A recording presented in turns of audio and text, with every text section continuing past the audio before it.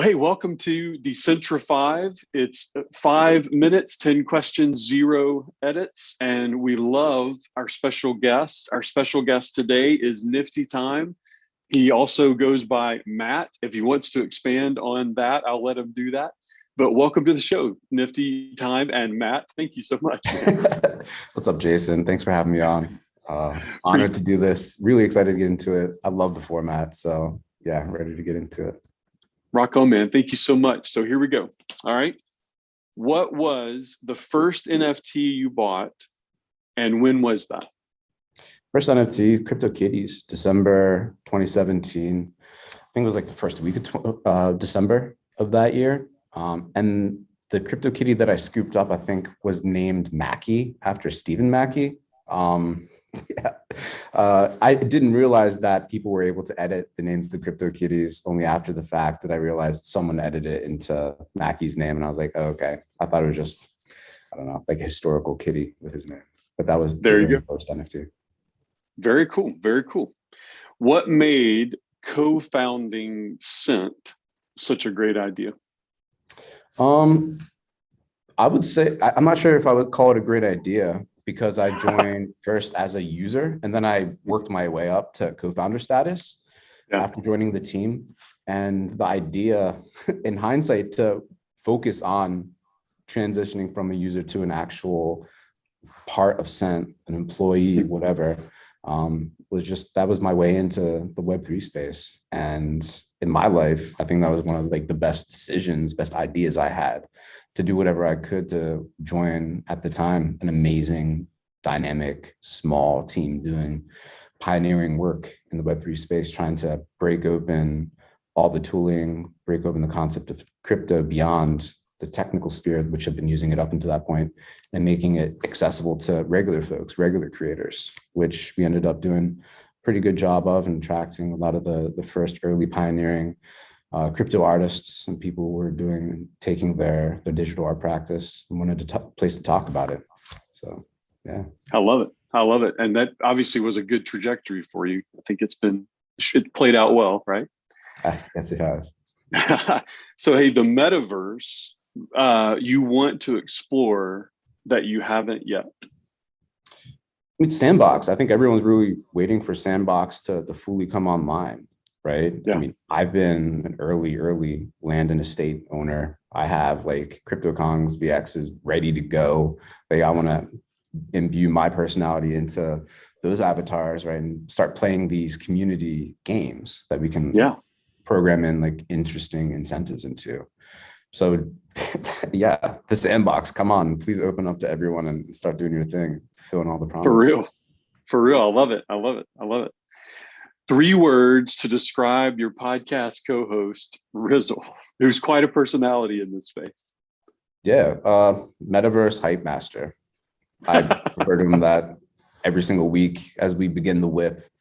He has this uncanny ability to just rally folks together. He has this amazing voice that just like booms out during the whip and during our podcast. And so fun to listen to. It's like wherever he's going, you're like, yeah, let's go. There's gonna be a good time to follow for sure. I love it. The avatar accessory that needs to be made and sold. What is it? Oh, Cody 3D glasses. So my CryptoVoxels avatar has Cody 3D glasses. They're yellow frames, the 3D red and blue lenses. They're dope, they're dank. They definitely need to be made into a real thing. He has the same accompanying 3D glasses over in Decentraland, but it's a little bit too, I don't know. Not bougie is not the right word, but it's like low key, like the yellow is just popping in CryptoVoxels. One of those actual physicals too. Very cool. The NFT that you currently hold that you're never selling. It's hard to say you never sell, because if there's an offer that comes along, I mean, you got to take some of these life-changing offers. But the one that I see myself holding on to for as long as I can is Still Life number 5 by the artist Janisu. That was my personal grail piece. She released it over on super rare back in 2019, I believe. And as soon as I saw it, got into a bidding war with Colin, the co-founder of Async Art. And at the time I was in Korea, fell asleep while the auction was going, figured it would extend to at least the next day, woke up, saw that she let Common scoop it out from under me. I was upset. But as luck would have it, in April 2020, Common had a charity auction over in CryptoVoxels. And up for auction, he had a bunch of digital art pieces from his collection, from other people's collections. And Janice's Steel at number 5 was up for auction.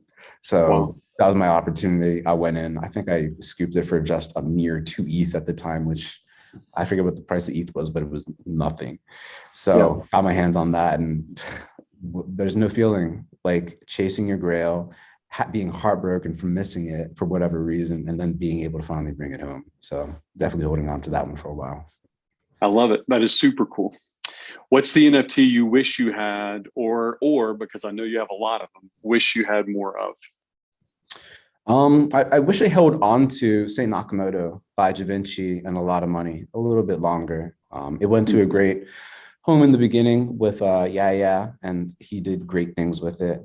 But it's a piece that meant a lot to me. It's a piece that was historical for being like an all-time high at the time that I scooped it back in November of 2019 for a crazy at that time, like $1,700. Like,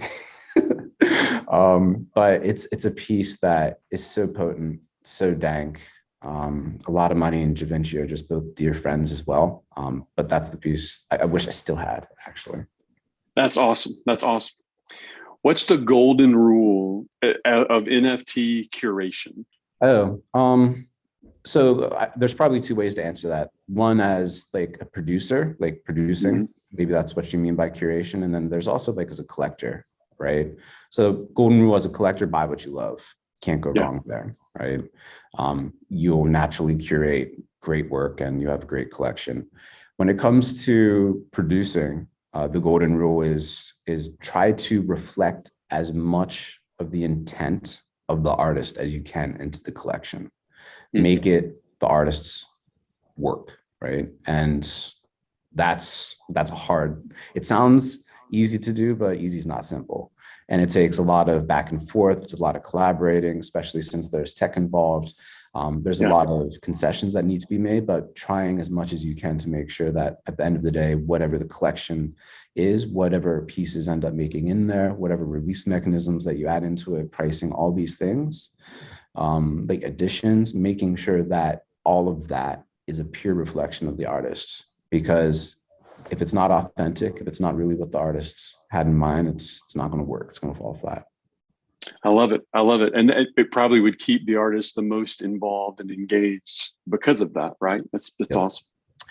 So what compels the level of loyalty that's present with the people of the WIP meetup?